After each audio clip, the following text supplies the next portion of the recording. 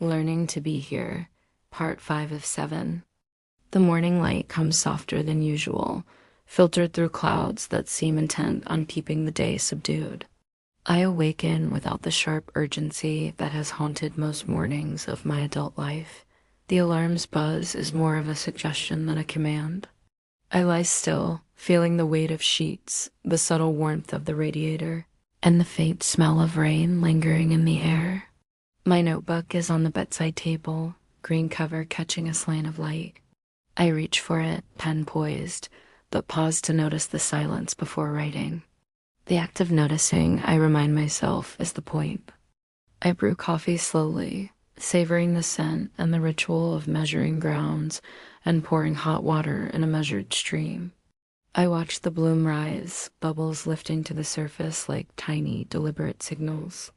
The chipped blue mug waits, a familiar companion. Today I write, soft mornings teach more than hurried afternoons. Observation is offering. The words feel incomplete yet resonant. Breakfast is simple.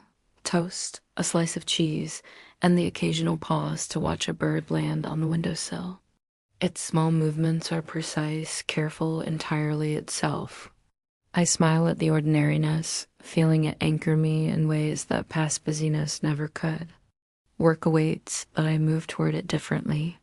The tram is crowded, but instead of pressing into the throng, I let others pass, adjusting my pace to match the ebb and flow.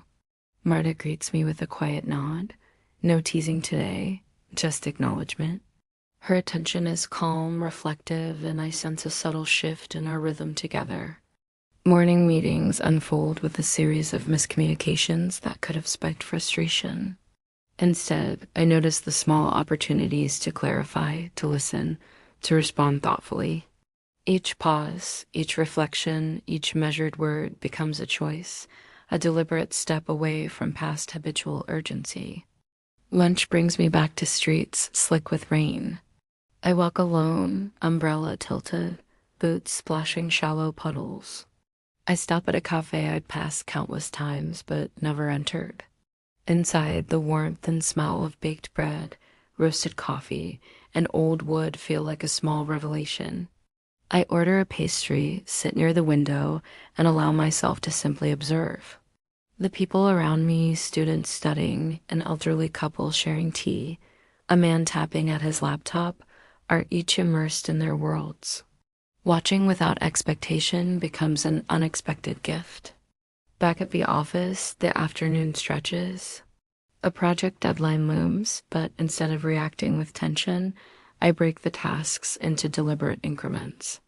Marta glances at my methodical approach and smiles faintly. "You're experimenting again?" she says. I nod. Trying to learn differently. She doesn't ask more. She trusts the process. Later, an email from Clara arrives. Elias has had a small accident at school. Nothing serious, but it requires attention. I feel a twinge of worry and a faint tug of old habitual panic, yet I pause, breathe, and respond calmly, offering support without urgency. The act of choosing measured concern over reactive anxiety feels like a small, tangible reframe. Evening comes, and I return home with groceries. The rain has eased, leaving streets glistening, reflective, echoing light in unexpected ways. I place vegetables on the counter, noting their texture, smell, and color, writing small observations in my notebook. Evening light in puddles mirrors choice, reflection over reaction, I note. Dinner is quiet. I prepare a simple stew, tasting ingredients as they mingle, adjusting seasoning with care. The chopping, stirring, and simmering becomes an exercise in presence. Marta's earlier advice echoes in my mind.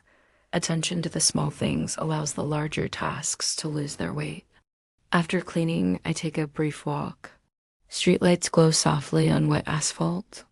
I stop to watch a child kick a puddle, laughter trailing behind. The scene is ordinary, fleeting, yet profoundly grounding. I reflect on my week, on moments of intentional pause, and feel the gentle cohesion of life reasserting itself. Back inside, I write in my notebook, Soft light, quiet streets, laughter, rain, tea, bread. These are the stitches I need. I pause, reread, and allow a small smile.